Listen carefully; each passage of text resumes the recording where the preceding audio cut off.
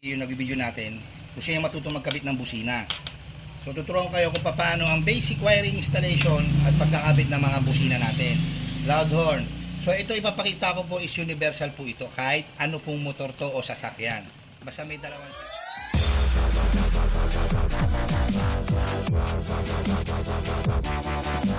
So ganito lang po yung drawing, no, hindi natin pagagandahin o ano. Intindihin nyo na lang po. So, pag ako sa busina mga kabekis, ang gamit ko siya yung electronic type relay. So, 20 amp madalas sa busina, no? Ito. Ang orientation po ng relay na to is C1, gitna, 30, or C2, coil 2, normally closed, normally open. So, ito, wala na po ito, yung normally closed. So, ganito itsura niyan. Ayan. Normally closed, wala na to. Normally open, C1, C2. So, ganito gagawin natin una, no? May battery yan. Basta pag busina mga kabekis loud horn, lagi po kayo pumunta sa battery. Huwag po kayo magtatap dun sa susian lang. Marami hong gumagawa ng gano'n. Tinatap lang yung live ng relay na to, yung 30, sa susian lang. Huwag po, kasi kukurap yung ilaw nyo, mag-aagawan. Mali na ho yun, no? Mabibigatan pa yung stock fuse nito dahil di naman kayo magpipuse, kukuha kayo doon. Kung magpipuse naman kayo, ma-under naman yung fuse na built-in ito. So, itong 30, pupunta po yan sa battery, positive. Lalagyan nyo ng fuse. 10 or 15 amp. Madalas 15 amp. So, ito po yung fuse. Ibig sabihin ko, bago pumunta sa positive ng battery itong linya na kinabit mo sa relay mo na electronic type, pupunta muna siya rito, yung galing sa C ng 30, then sa battery. Okay? Tandaan nyo po, lahat ng busina natin, lagi meron dalawang linya yan, stock. Hahanapin nyo lang po yung linya na yon. Ngayon, ang tanong ni Sir, paano kung magkabaliktad? Okay lang po magkabaliktad. Walang problema po yan. Pera lang po sa electronic type relay kasi naglalagay po ako ng diode sa pagitan. So, magiging ito positive side ko, ito negative side ko. So, may dalawang linya ng stock wire ang motor natin. Yung linya na po yun, tatanggalin nyo at ilalagay nyo sa relay. Ito na po siya, tag-isa. Yan. So, paano nyo malalaman kung negative o positive trigger? Ngayon, meron po ako isang video na pinakita. Nandyan po, short video sa YouTube ko, sa Facebook ko, paano malalaman kung negative o positive trigger ang mga busina. So, ito, negative trigger tayo sa Yamaha. Ito po ang positive ko, ito ang negative ko. Ibig sabihin, ang kulay po pag sa Yamaha, brown, saka pink. So, pag pinunik yung dalawang linya na yun, andito yung brown. Okay? Yung pink nandito po. Pag sa Honda, ang kulay niyan is dark green, saka light green. Ang light green po niya, yun yung positive. And positive trigger po yun. Papasok dito yon. At yung dark green niya, yung negative, dito. Same pa rin po. Positive, negative. So, kahit anong motor po yan, kung electronic type relay, lagi pong ganyan ang style ko. C1 ko positive, C2 ko is negative. Ngayon, paano na yung busina? Ito, kunyari, ito yung busina, dalawang bilog. May dalawang terminal yan. Okay? Itong normally open po na ito, pupunta po yan, tig-isa. Yan.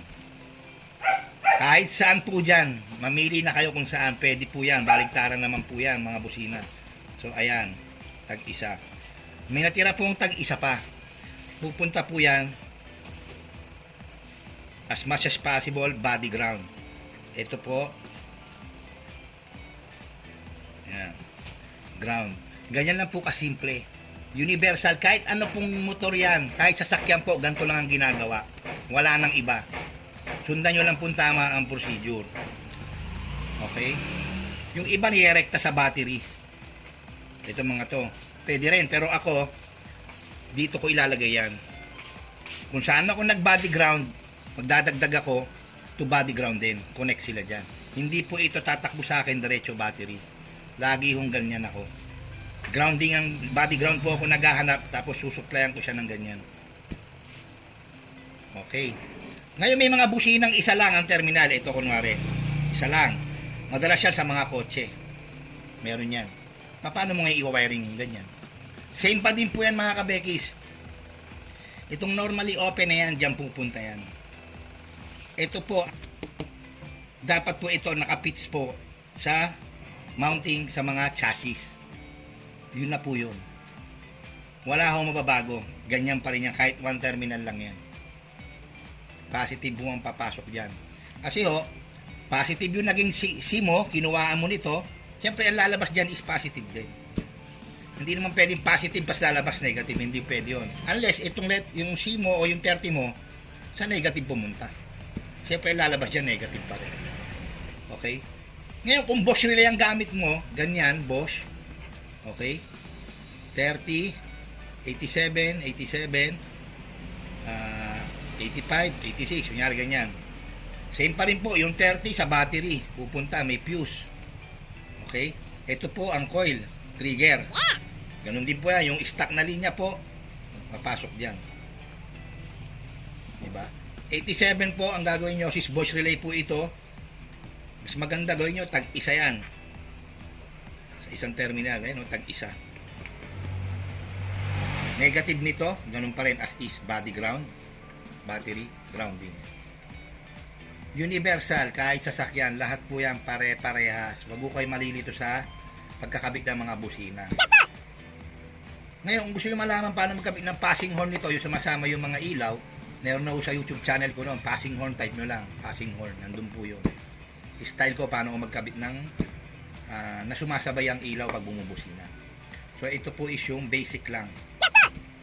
Ulit, motor, sasakyan. Ang importante lang po, hanapin nyo kung sasakyan, hanapin nyo yung stock na busina nun, may dalawang linya po yun, alisin nyo siya dun sa dating busina, yung dalawang linya na yan, pupunta na po automatic yan sa coil ng relay, C1 or C2 or 85, 86.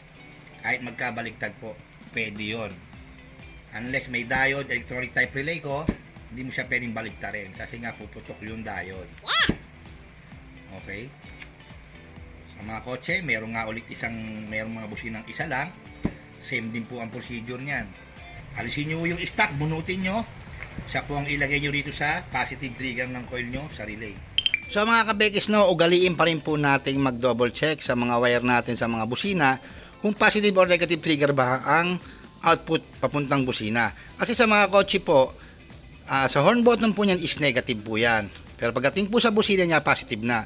Kasi po meron ng dinaanan na relay ang mga kotse para sa busina niya. So which is kung yung horn button natin sa kotse is negative, since dumaan ng relay, positive po ang lalabas sa kanya, doon na rin po tayo mag-relay. Gaya ng papakita ko dyan sa video na yan. So ano magiging negative ng relay natin? Body ground nyo lang. Lagi yan, body ground lang. Para kada pindot, magkaroon ng supply to, lilipat tong 30 na to sa normally open, tutunog to. Pero kailangan po, pag ito single terminal na busina, kailangan po naka-body ground ng maayos yan. Nakakabit. Chassis, hindi pwede sa mga plastic-plastic. Dapat po doon na-amount yan sa chassis. Matigas na bagay, bakal, na nasusupply ng body grounding. Ganun lang po kadali mga kabekis, no? So, lamang nga may alam, check, good day sa inyo.